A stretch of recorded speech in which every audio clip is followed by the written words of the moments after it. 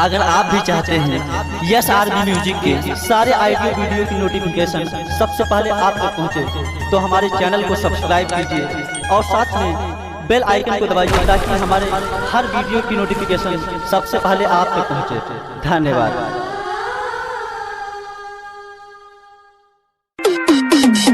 DJ Amit Tiwari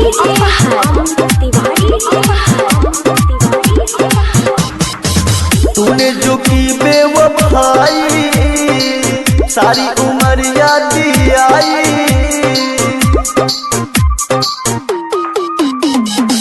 तूने जो की बेवफाई सारी उम्र याद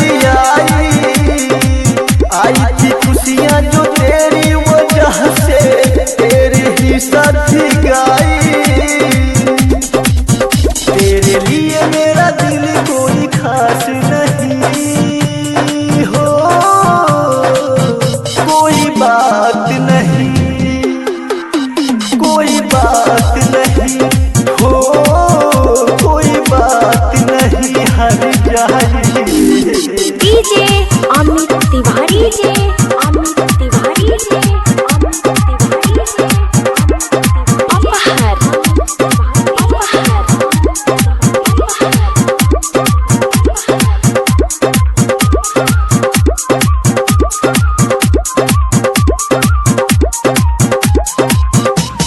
मुझसा दीवाना सनम रे तुमको कहीं ना मिलेगा।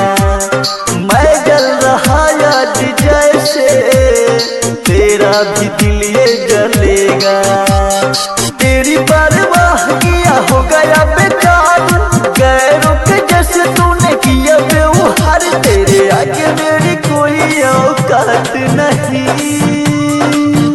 कोई बात नहीं, कोई बात नहीं यार बेवफा, कोई बात नहीं बधाई तुझको।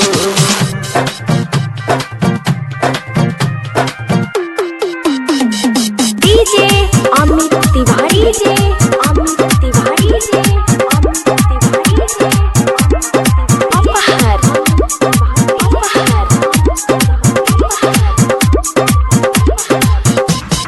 तेरे ही जुल्मों सितम से चेहरे की रौनक गई है।